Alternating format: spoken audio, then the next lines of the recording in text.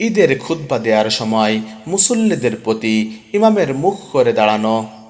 বারআ রাদিয়াল্লাহু তাআলা আনহু থেকে বর্ণিত, তিনি বলেন, একবার নবী করিম সাল্লাল্লাহু আলাইহি ওয়াসাল্লাম ঈদুল আজহার দিন বাকিতে নামক কবর স্থানে যান। অতঃপর তিনি 2 রাকাত সালাত আদায় করে আমাদের দিকে মুখ করে দাঁড়ালেন এবং তিনি বললেন, আজকের দিনের প্রথম ইবাদত হলো সালাত আদায় করা, অতঃপর ফিরে গিয়ে কুরবানি করা।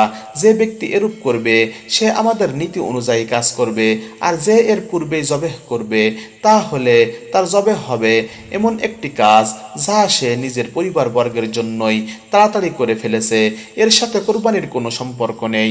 তখন এক ব্যক্তি আবু বুরদা ইবনু নিয়ার রাদিয়াল্লাহু তাআলা আনহু দাঁড়িয়ে জিজ্ঞেস করলেন, হে আল্লাহর রাসূল, আমি পূর্বেই জবাহ করে ফেলেছি। এখন আমার নিকট এমন একটি মেষ শাবক আছে যা পূর্ণবয়স্ক মেষের চেয়ে উত্তম, এটা কোরবানি করব কি? তিনি বললেন, এটাই জবেহ করো, তবে তোমার পর আর কারোর জন্য তা যথেষ্ট হবে না। সহিহ বুখারী শরীফ, হাদিস নম্বর 976।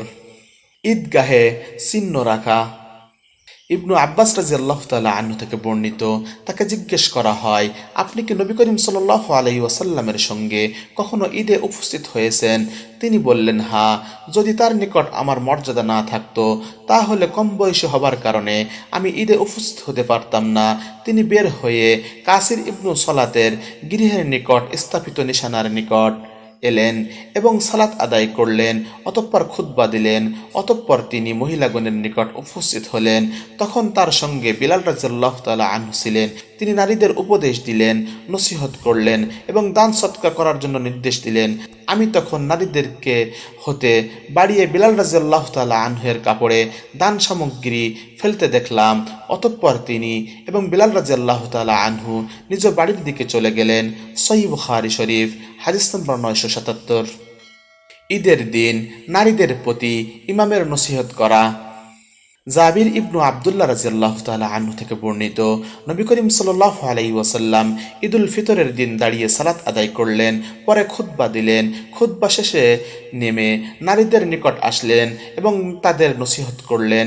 তখন তিনি বিলাল রাদিয়াল্লাহু তাআলা আনহুর হাতের উপর ভর দিয়েছিলেন এবং বিলাল রাদিয়াল্লাহু তাআলা আনহু তার কাপড় প্রসারিত করে ধরলেন। এতে নারীগণ দান সামগ্রী ফেলতে লাগলেন। আমি ইবনু জুরায়স আতা রহমতুল্লাহ আলাইকে জিজ্ঞেস করলাম, এ কি ঈদুল ফিতরের সদকা? তিনি বললেন, না, বরং এ সাধারণ সদকা যা তারা ওই সময় দিচ্ছিলেন। কোনো মহিলা তার আংটি দান করলে অন্যান্য নারীরাও তাদের আংটি দান করতে লাগলেন। আমি আতা রহমতুল্লাহ আলাইকে আবার জিজ্ঞেস করলাম, মহিলাগণকে উপদেশ দেয়া কি ইমামের জন্য জরুরি? তিনি বললেন, অবশ্যই, তাদের উপর তা জরুরি। তাদের অর্থাৎ ইমামগণের কি হয়েছে যে তারা তা করবেন না? সহিহ বুখারী শরীফ, হাদিস নম্বর 978। ইবনু জুরায়স রহমাতুল্লাহ আলাই থেকে বর্ণিত, হাসান ইবনু মুসলিম রহমাতুল্লাহ আলাই তাউস রহমাতুল্লাহ আলাইয়ের মাধ্যমে ইবনু আব্বাস রাদিয়াল্লাহু তাআলা আনহু হতে আমার নিকট বর্ণনা করেছেন। তিনি বলেছেন, নবী করিম সাল্লাল্লাহু আলাইহি ওয়াসাল্লাম, আবু বকর, ওমর ও ওসমান রাদিয়াল্লাহু তাআলা আনহুর সঙ্গে ঈদুল ফিতরে আমি উপস্থিত ছিলাম। তারা খুতবার পূর্বে সালাত আদায় করতেন, পরে খুতবা দিতেন। নবী করিম সাল্লাল্লাহু আলাইহি ওয়াসাল্লাম বের হলেন।